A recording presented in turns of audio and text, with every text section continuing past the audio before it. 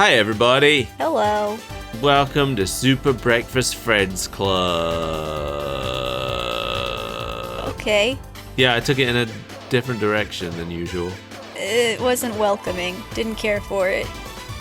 Sorry everyone, please like and subscribe. I promise I won't do that again. I'll wait and see. I don't trust that to be true. How are you doing today, Mel? I'm hungry and tired, so the same as always. Ah, sweet. Well, once we've recorded this episode, you can re-enter your sleep until the next week. Oh boy, when I'm awoken from my slumber. Yeah, you guys don't know about the summoning ritual I have to go through every week for this show. It's pretty extensive, but, I won't settle for less. It really sets me back in PVC anime girl standees. And ramen noodles. Anyway, there's no theme song this week. No, we just jump right into it. Should I just play the ending theme here? Sure. Alright, here's the ending theme. Enjoy it.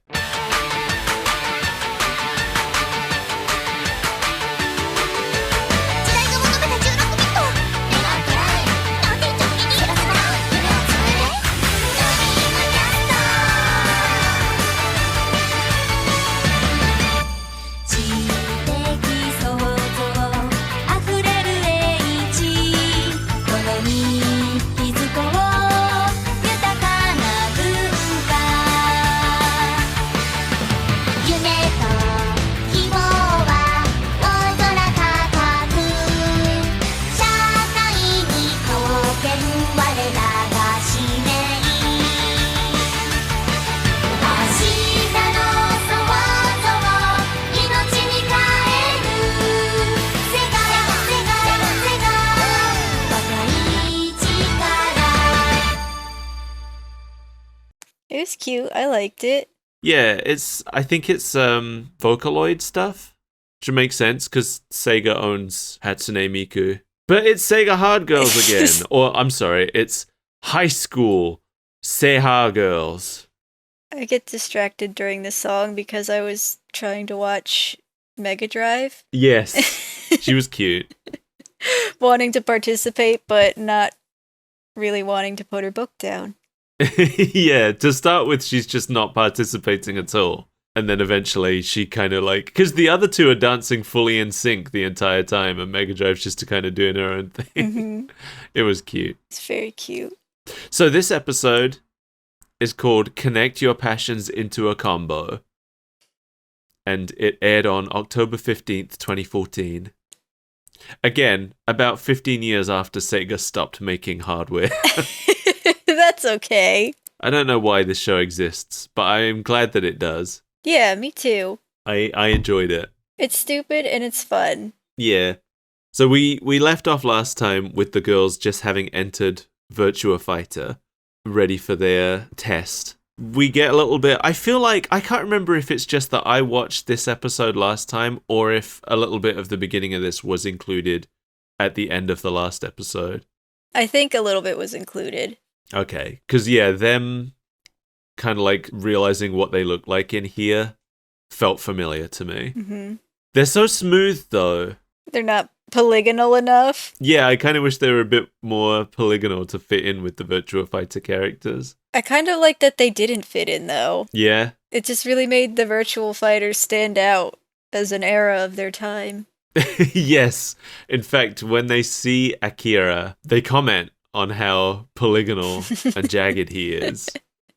And they make him feel self-conscious about himself. When he hears them saying that, he says, "I was 10 years early," and that's a play on one of his win quotes from the game where he tells his opponent that they were 10 years too early to fight him. Oh, I get it. Because he's too strong. Yeah, I don't know who did his voice here, though. I'm not sure if it was his normal voice actor or not. There wasn't a credit for Akira. So who knows? Maybe it's the same guy who did him in the game. Maybe it's the same guy who did him in the anime. Maybe it's someone new entirely. But I did like that they had put the effects on the voice to make it sound old, like it did in the original game. That was a nice touch. So each one of the girls has one Virtua Fighter move that they can do. And did you discover whose is whose? I tried. It's difficult. I don't know Virtua Fighter very well. I looked up move lists, but I couldn't find one that had accompanying videos for every character's moves. Mm-hmm. From what I can tell, some of these animations might be shared across characters, or I might have misidentified some of them. Saturn has a 3-punch combo, and Mega Drive has a knee thrust, which I think both came from Sarah Bryant's moveset. The knee thrust I'm more confident about. The 3-punch combo I'm a little bit less confident on. Mm-hmm. And Dreamcast has kind of a flying head press, which seems to come from Kagemaru's moveset. I definitely saw him doing it. I don't know if anybody else can also do it, but he at least is capable of doing that. Why is that a move? Yeah, it's pretty funny. That was the one where I was like, this might have just been made up for the show, but no, it does come from the game. Good. So Senta shows up, the little sprite bunny voiced by Yuji Naka, and he tells them that they have to defeat 100 opponents as a team. There aren't even that many in Virtua Fighter. No, there's like 8 or something. Saturn is really into this challenge, which makes sense since Virtua Fighter was from her era. I remember when they talked about it in the first episode, she was the one who was really into Akira as well. Yeah, that's just because she has a crush on older men. Oh yeah, I forgot about that. But they start the fight with Akira, and he just kind of beats Saturn up for a while. She comments multiple times on how even though she's a woman, he does not care. Yeah. Equal treatment. He fights plenty of women in his game. He sure does. In fact, the final boss of Virtua Fighter is a woman, now that I think about it. Who's the final boss? The final boss is Dural, who we did not see here. She's like a metallic woman. Mm-hmm. Yeah, he just kind of wails on her until Mega Drive comes out of nowhere and just knees him in the back. Not very sportsmanlike. No. Then they figure out a combo, which they will be using for most of the episode. Not really.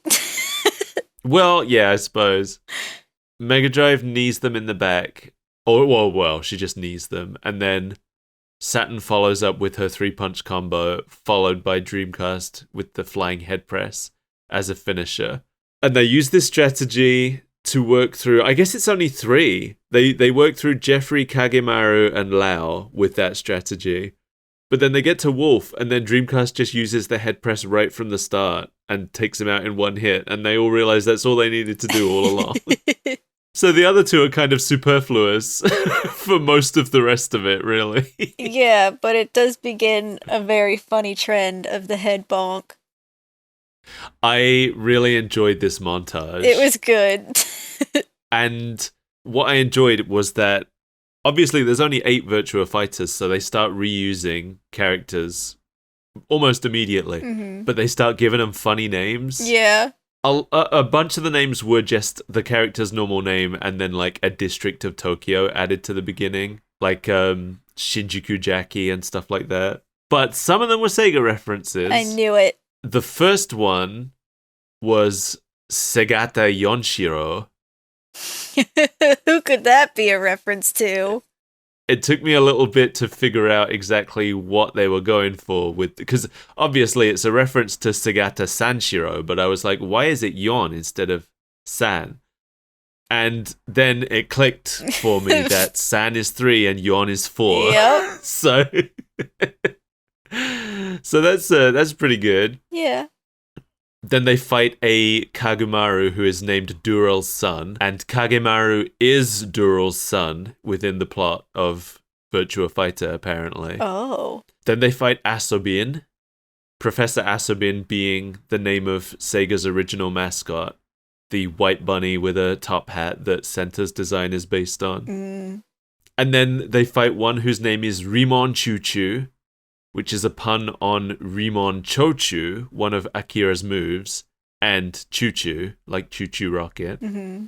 I like that one of them was just Akira and his name was just like a row of A's. Yeah. Just like, Just screaming.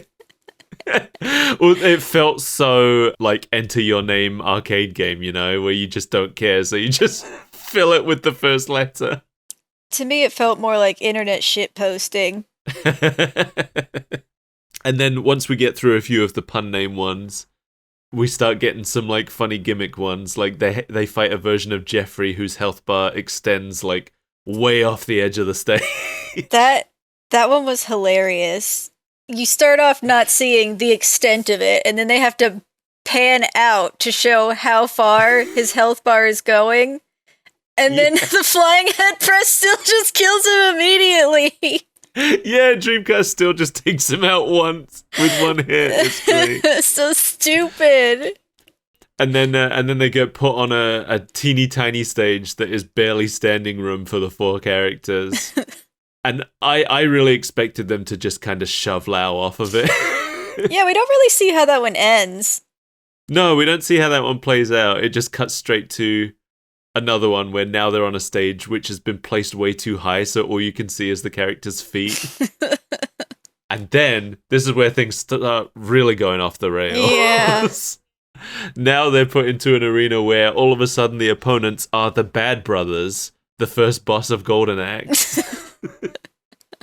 I was surprised to see him, but it's fun to see him. It's fun to see them over and over again in slightly varying shades of green. Yes. Well, that doesn't happen immediately because first, this one, did you know who this was? No. The next opponent is Bruno Dellinger, or Dellinger, I'm not sure how it's pronounced, from Dynamite Cop. Or, as he's known in the US, John McClane from Die Hard Arcade. Okay. So this is a game with a really interesting history because it was made by Sega AM1, and I don't know the exact... Some places on the internet claim that it was always supposed to be Die Hard Arcade, and then they had to remove the Die Hard stuff for Japan. I think it's more likely it was the other way around, because when you look at the game, it really doesn't follow the plot of Die Hard at all. It's a game where the president's daughter has been kidnapped and taken to this building captured by terrorists. And you go in from the roof on a helicopter with your female cop partner, and then you fight your way to the boss, who looks nothing like... what was the guy's name in Die Hard? Alan Rickman. Yeah, he looks nothing like Alan Rickman. He's got like a white beard and a bald head. So I think it was made as Dynamite Cop, and then they got the Die Hard license. And, like, the guy doesn't look that much like Bruce Willis either. No, not at all. He has a broom. Yeah, he has a broom. Yeah, because in the game, you can pick up, like, random objects and use them as weapons, much like Streets of Rage. It's a very Streets of Rage adjacent game. But all they really changed for the American version is the names of the characters and the building itself. They have changed the model of the building to look like Nakatomi Plaza for the Die Hard arcade version. But that's it, really. And the inside of the building doesn't look anything like it. So, anyway, now and then after they immediately take Bruno Dellinger out with a single head bonk, they do the same to Alex Kidd, killing him stone dead. Yeah, his ghost comes out. His ghost comes out. And then the Werebear from Altered Beast. The stage 3 transformation of the main character. I've never really cared much for Altered Beast, but I know it. I've played it a bunch. And then my favorite. I knew it. I knew this one would be your favorite. I love Flicky. Flicky's so stupid. Flicky, probably best known as being a character within the Sonic series, but this is explicitly a reference to Flicky's original appearance, which was as the main character of his own video game. Called Flicky. Yeah, called Flicky. You should check it out if you haven't played it. It's great. It's fun. Me? No, not you. Oh, it's like, I played Flicky. What are you talking about? I know you've played Flicky. We're recording this show for an audience, in case I'm aware of that, but you know what? Language sometimes is vague. You can't just say you when you're also in a conversation with me. Don't give me shit for that. Okay, I'm sorry. Anyway, Flicky comes out with 9 chirps. I counted them. No, wait, no, I didn't.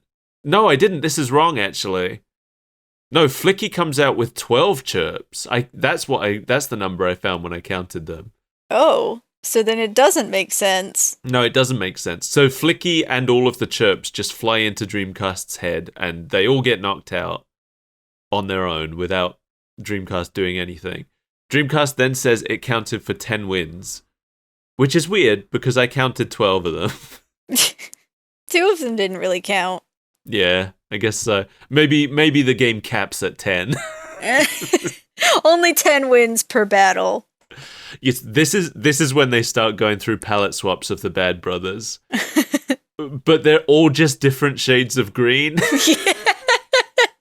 And the girls start getting annoyed with the fact that they're all just different shades of green. They call out the palette swaps, say it's lazy. Yeah, because you do fight a couple palette swaps of the Bad Brothers in Golden Axe, but I think the first ones are blue and the last one is red. You don't get other shades of green. No, that wouldn't be as funny. So the next opponent is probably the most obscure one, I think. This opponent is Hercules Ricky Blue from Mushiking, the King of Beetles. Have you ever heard of Mushiking, Mel? Not even a little bit. I was aware of it, but I don't know much about it. I did a little digging. It's a trading card arcade game hybrid where you would collect cards and scan them at the arcade machine to have the beetle on the card participate in kind of a rock, paper, scissors beetle fight. Okay. Apparently the machines could also dispense cards, so you could actually win new beetles from winning these beetle battles. But could it dispense beetles? If you lose, it just dispenses a cloud of beetles. Yeah. Yeah, that'd be great. Anybody who has played Yakuza Kiwami is familiar with the gameplay if you have participated in the Mushiking minigame. But not the Beatles, because in the Yakuza version, all the Beatles have been replaced by sexy ladies dressed as Beatles. Yeah, that sounds about right. It's pretty funny. But yeah, if you've played the Mushiking minigame in Yakuza Kiwami, you've essentially played Mushiking.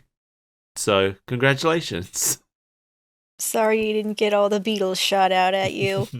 But yeah, once this fight starts, it's just a beetle-sized beetle. Just a regular little beetle on the ground. But it's their toughest opponent yet. Yeah, they can't hit it because it's so small. I really thought that when Saturn did her 3-punch combo, she was just going to accidentally step on it. But that's not how it plays out. They can't hit it. No, but eventually it just flies away and a giant one shows up. And then Dreamcast just beats it in one hit, the way she's beaten everybody else. They're like, surely it's too powerful for the head bonk. Yeah. Yeah, it really seemed like... I thought that was the final opponent, because it had a boss feel to it.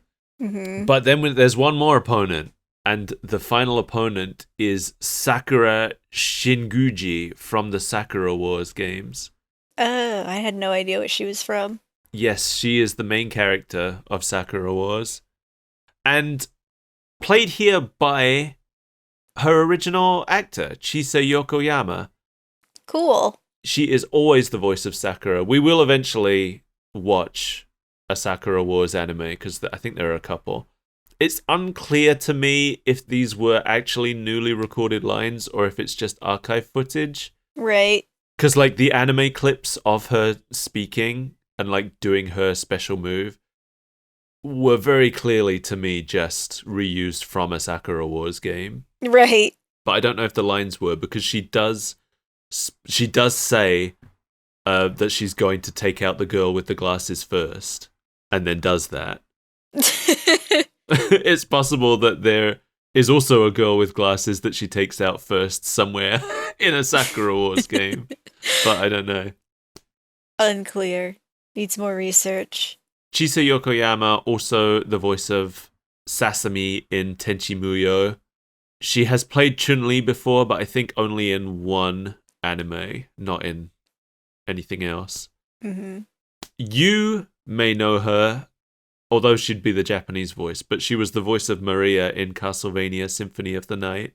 Oh, okay. Yeah, I didn't listen to the Japanese version because the English version is incredible. Yeah, the English version is... That's what I realized as I was saying it. Like, wait, why would somebody not want to play the English version of that? Why would anyone ever deviate from English if they could understand it? It's perfect.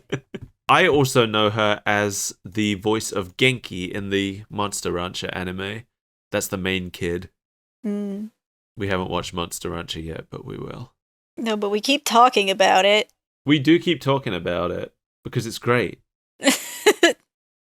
I believe you. I just always remember that time you were trapped with it. Oh yeah, the Christmas period that I spent with no other games to play. The Christmas catastrophe. I was back at my parents' place. Oh yeah, that was the time when I was stuck there with COVID, wasn't it? Yeah, you were stuck there for like a month. Oh yeah, and all I had to play was Monster Rancher on my Switch. Yeah. And they wouldn't let you leave. Forgot about that. Good times. So Sakura is fighting from inside her Kobu. I didn't know that this was a thing in the Sakura Wars series. Me neither. No, I thought Sakura Wars was like a Fire Emblem type game. This is my, I might be completely wrong. My impression of Sakura Wars is that it's an RTS or something. Or maybe a turn-based S.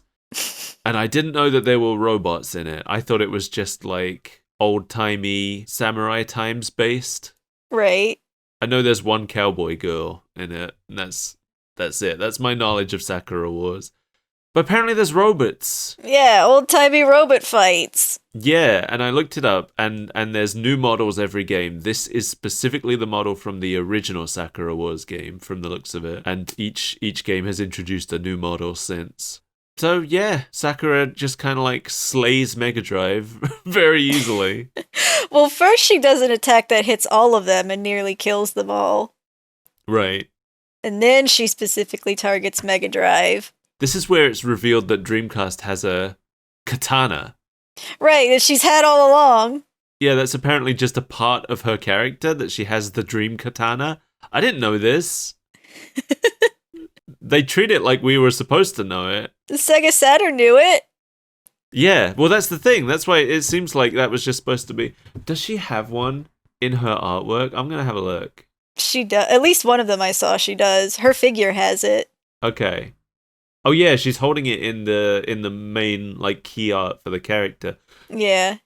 Because these characters had existed before, just as like a marketing thing before the show was made. So I guess we were just supposed to know about the katana as fans of Sega Hard Girls. Right, as diehard fans, our whole lives long. Yeah, we're fake Sega Hard Girls fans.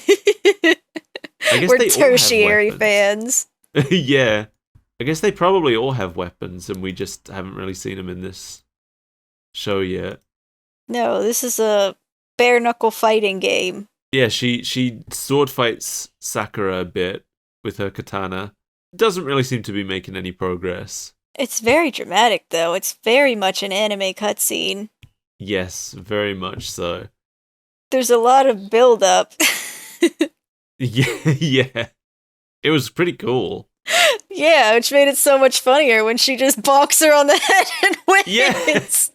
Yeah, then she just pulls out her Kagemaru head bonk again and immediately wins the fight. Very good. I liked it. Pretty funny. And they are sent back to the classroom and back to their chibi models. And they see the results of their win. Only Sega Saturn got any medals. Like, Mega Drive doesn't get any, I guess because she got knocked out in the last fight. Well, that's what we're led to believe, yes, that it's because she was the one that got knocked out. But then we find out the reason that Dreamcast didn't get any is because she struck before the match actually started, which is something Mega Drive herself had initiated doing. So even if she had survived, she wouldn't have gotten the credits. That's the thing, yeah, because I don't remember Dreamcast ever ever attacking before the announcer said go. But I do remember Mega Drive doing that, and them specifically calling it out when she did that. She did do it right after Mega Drive started it. There was at Did least she? one match that she started before okay. the timer.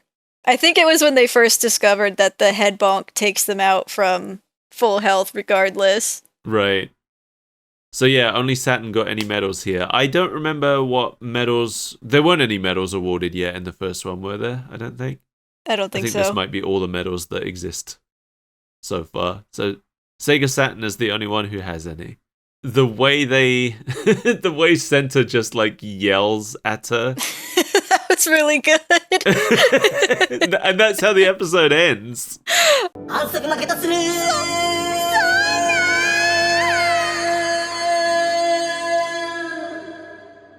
It was good. I laughed.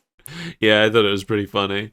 Very abrupt. And then we just go straight into the Vocaloid song that we talked about. And we're shown that the next episode is going to be about Space Channel 5. I love Space Channel 5. I don't know much about it. No, have you never played it? It's a rhythm game. I figured. I love the style of it. You play as Ulala, who is a reporter for a news channel in space. Space Channel 5? Yep. Whoa. Your goal is to rescue the people from some dancing aliens that have locked them into dancing and they can't stop. And Cool. One of the people that you have to rescue is Space Michael. Who's Space Michael? He's Michael Jackson in space. Oh, I love it. I know we've talked about it plenty of times when we're not recording before, but adding the word space in front of anything immediately makes it funny. Yeah. Here we go. Here's... I'm sending Mel a picture of Space Michael, and you should all look it up too. Oh, no. I think there's a good chance he will not be appearing in the show. No. Yeah, he's another Space Channel 5 reporter. And he is genuinely played by Michael Jackson, by the way, for anybody wondering. Wow. This isn't just them, like, making a joke about Michael Jackson. This is the real Michael Jackson appearing in Space Channel 5. He did a lot of stuff with Sega over the years. Yeah, I guess so. Because it's not just... I mean, everybody by this point knows about Sonic 3 and how he was originally supposed to do the soundtrack. But there's also, like, a motion simulator ride from Sega World that he was involved in, I'm pretty sure. Scramble Training. The heck is that? So it was a motion simulator ride that they had at Sega World. It kind of like, for anybody who knows about Star Tours at Disneyland, it was very similar. You would basically just kind of like sit in this, seat that would move around to make it feel like you are flying in a spaceship. And it was fun. I went on it because I went to Sega World the year it opened. And I went on that ride and it was fun. Here, I'm sending Mel now a picture of Michael Jackson from the Scramble Training ride. That's him. And he was your instructor, I believe, in your training. Apparently, at some point after I went to Sega World, they removed all references to Michael Jackson from the ride. But the videos were apparently found at a car boot sale in the UK. A boot sale? Yeah, a car boot sale is a very British thing. Do you have those in America? I guess you'd call it a trunk sale. I feel like it would be more common for us to just have a flea market. That's what I was just thinking. You'd probably call it a flea market. Yeah. What it is, for anybody unfamiliar with the concept, it's where some field in a rural area, usually just outside the suburbs, in an empty field, or what's normally an empty field, you'll go there and there'll just be like a million cars parked in this field, and people will be literally just like selling things from the boot of their car or the trunk of their car. And it used to be, I haven't been to one in probably like over a decade now, but it used to be a great place to get like PlayStation 1 games back at the time. I remember like a lot of the PS1 games that I played came from those. And that's why I never got past Cosmo Canyon in Final Fantasy VII, because the disc was scratched. Because we bought it out of somebody's trunk. Oh no. But yeah. I mean, I assume they still happen. I haven't heard about one happening in a long time, but... Yeah, I mean, we still have flea markets, so why not? Yeah, I guess it's just because I'm like living too deep in the city now. There's no fields that you could that you could rent to do this in around here. But yeah, apparently the original tape was found at one of those. That's and, wild. Now it's been ripped and it's been put on YouTube. So good. So if you want to watch the video from Michael Jackson's scramble training, it's out there on YouTube. Here it is, posted by Ted909 1 year ago. Thanks, Ted. So, thanks, Ted. We are always big supporters of anybody who finds lost media and puts it out there for everyone. Digital preservation. Yes. More of that, please. Yes. So how did you feel about Sega Hard Girls this week? I loved it. It's so stupid. Yeah. I just wish it was longer. That's my only thing. Yeah. Because it always ends right when I'm, like, primed for more. I feel like this... The last episode and this episode could have been one episode. Yeah. It really did leave us hanging, like, right... It could have kept going. I mean, the last episode ended at a point where it was like, well...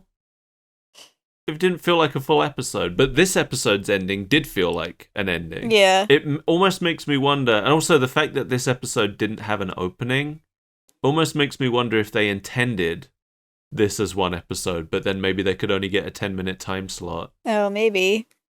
So they had to break them up. We'll see when we watch more episodes, I guess. Yeah. Let's keep an eye out for that. See if that's a common theme. Let's see if every episode feels like half of an episode. I would not be shocked, to be honest, if I found out that these were supposed to be 20-minute episodes that ended up split for airing. Because I think, if I remember rightly, didn't we find out that this aired like really late at night? We did the first episode like a year ago. I don't remember. Yeah, I'm pretty sure. It was almost a year ago, I think. Jeez.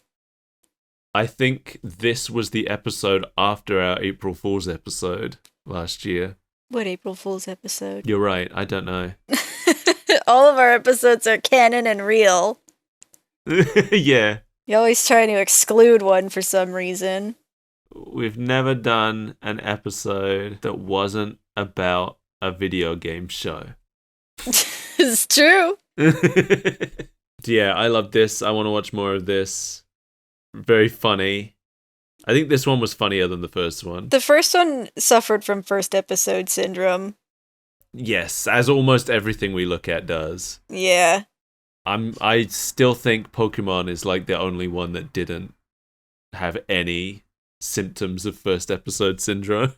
You know, speaking of Virtua Fighter, that wasn't a bad first episode. That's true. We've got to come back to that. Yeah. We gotta get some more Hot Wild Visions. Yeah, I want to see Jackie because I know Jackie from Sega Racing, but I don't know anything about him, and he hasn't appeared yet from where we've watched to in the Virtua Fighter show. He was in this episode, but I didn't learn anything. No, he just got defeated over and over again. Yeah, that's the thing. Like, we didn't learn much about Virtua Fighter from this episode. We learned more about Mushiking. Yeah, and Dynamite Cop. Well, I guess the episode didn't say anything about Dynamite Cop, but I learned more about Dynamite Cop. But yes, I think what I love about this show is that it's almost, this feels like Sega's Captain N. Yeah. But I wish Captain N was more like this. Yes. Like, I would like Captain N better if it was a straight comedy show, I think. If it wasn't trying to be an adventure show. Yeah. It takes itself just a little bit too seriously. Yeah, but this one is straight comedy. It's the same... Well, I guess it's not quite the same, because the thing with Captain N is that it's not just Nintendo. It's also got, like, Konami and Capcom stuff in it. Mm-hmm. But this is like, I think this is what I would want from a Smash Brothers show, maybe. Just like a comedy show that can pull from any area of Nintendo's history. That's too much history. There's too much Nintendo. But I think what I'm enjoying about this show is that although it does come in on the big name stuff, like Virtua Fighter is a huge franchise in Japan. Not as big outside of Japan from what I can tell, but so that's our hook into this. But then they use that to put in all these like lesser known things like Mushiking and Dynamite Cop and Golden Axe, and just throw all these funny little jokes out there for the people who will get them. And then the people who won't will be astounded and flabbergasted. And the people who won't, I feel like, even not knowing what some of this stuff was, it was funny just for the random factor of it. Yeah. Like the Dynamite Cop thing, even though I didn't really know what it was referencing, it's just all of a sudden there's this policeman holding a giant broom and they take him out in a second, and that was funny. And then tiny little Alex Kidd shows up. Yeah. Didn't we? I feel like we talked about it recently, and you aren't really familiar with Alex Kidd, right? No. Which surprised me. I would have thought, I don't know, I just would have assumed that you had played an Alex Kidd game. I don't know why. Yeah, I don't know why either. Well, because you've played, like, Kid Chameleon. Yeah, Kid Chameleon's great. You know more about Kid Chameleon than I do, I feel like.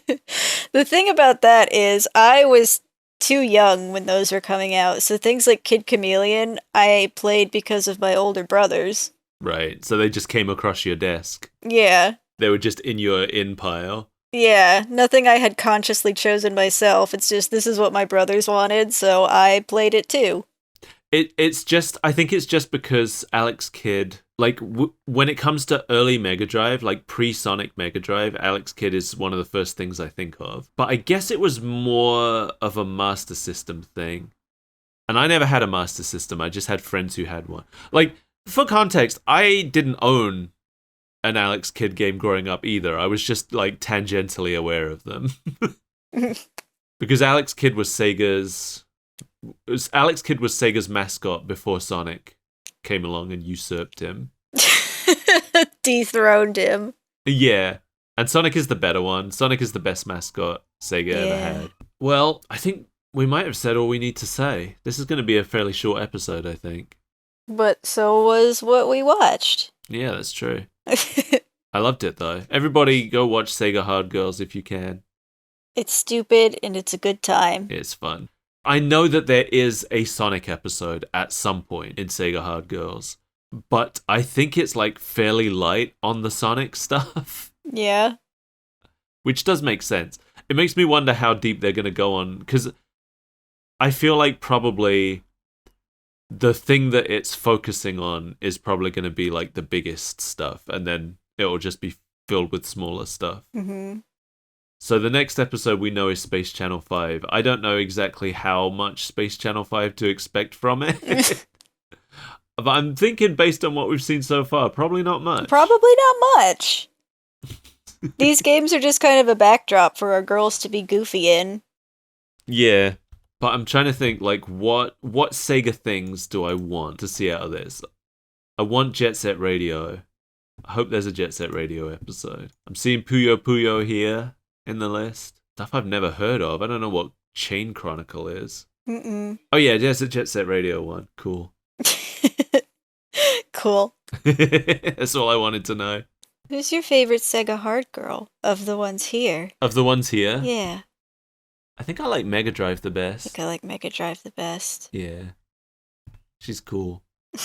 It does feel odd almost that they didn't include Master System or Game Gear in this show. I guess the Mega Drive is really where Sega found its like big success, but I don't know. I feel like I'm the only person in the world that I know that had a Game Gear. I didn't have one, but I had a friend who did. But I know a guy who knows a guy who knows a guy. Yeah. I would have liked to have had one. The Game Gear, I think, was ahead of its time. I think so too. I think it was too expensive and consumed too many batteries to really... Yeah, you needed to buy a generator to run that thing. Yeah. I mean, that the big selling point of it was that it had a full color screen, right? Yeah. Then what we learned was that people didn't really care at the time about having a full color screen. Because the Game Boy did just fine with no colors for years. Even when the Game Boy Color came out, I didn't get one. I continued playing in black and white. Yeah. Because I couldn't afford a Game Boy Color. I didn't have a color handheld until the Game Boy Advance came along. Thanks for joining us, everyone. We talked a while back about the Beautiful Joe anime, and we were unable to find it in Japanese, with or without subtitles. It was just gone. It seemed to be lost media.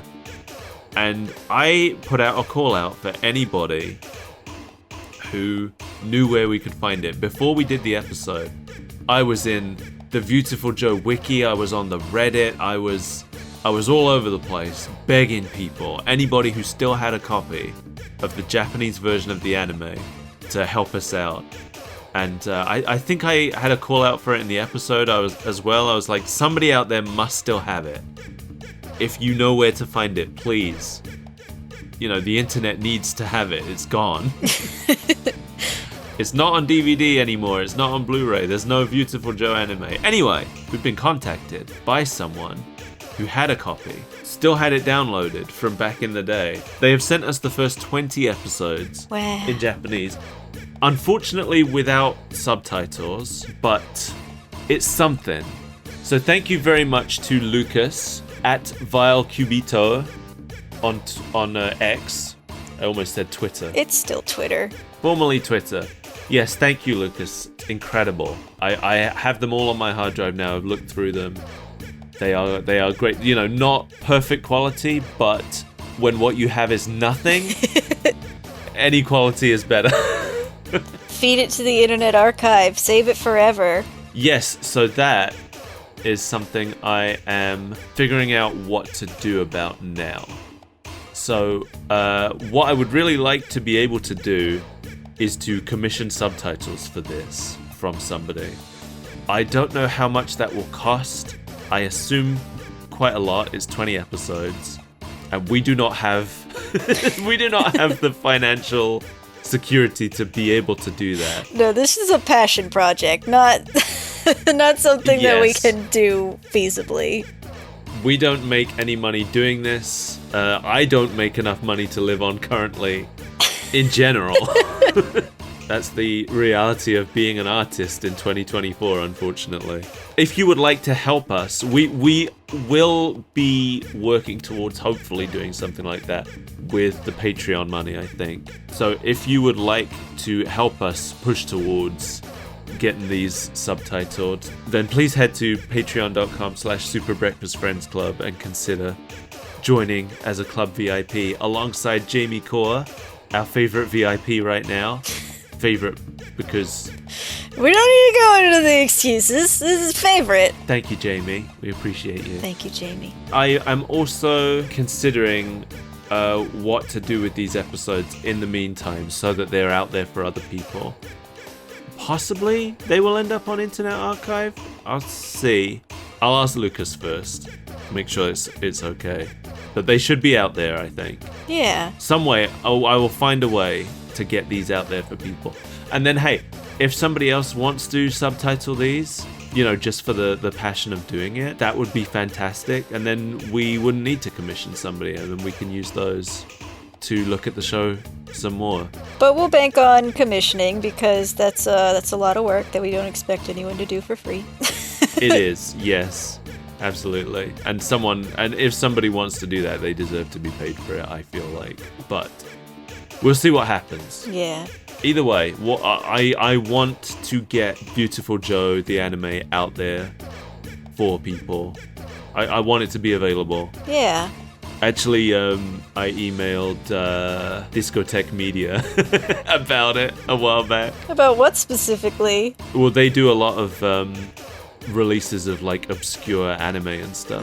It was actually them who recently did the first ever English subtitled release of the Japanese version of Digimon Adventure. Oh. Which I bought because I've wanted that for 20 years. You still haven't watched it? Nope. But I have it. Well, I don't have it. The problem is it's region locked.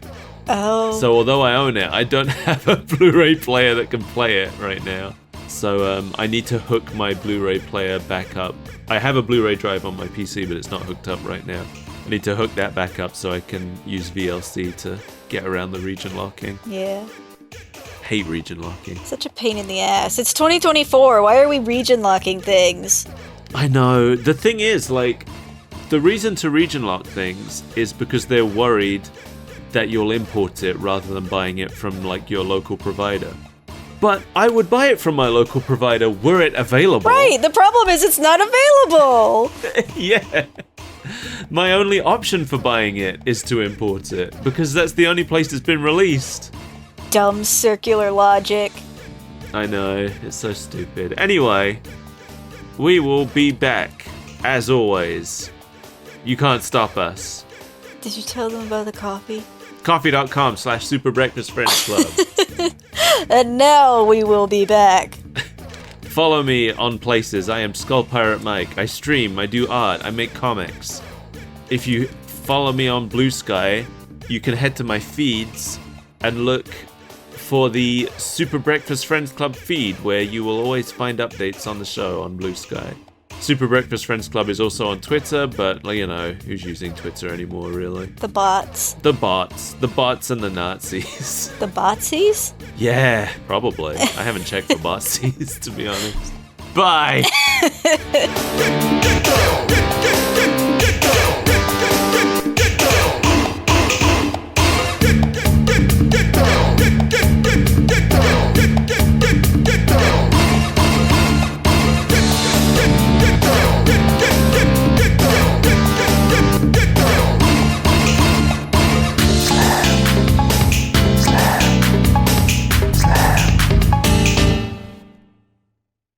Probably not going to include all that pussy talk, but No, I wouldn't think so. But maybe I'll put this part at the end and people will wonder what pussy talk I'm referring to.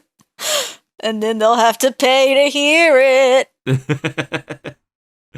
Patreon.com/Super Breakfast Friends Club Only- for pussy in bio. Onlyfans.com/Super Breakfast Friends Club. I mean, it'd probably work.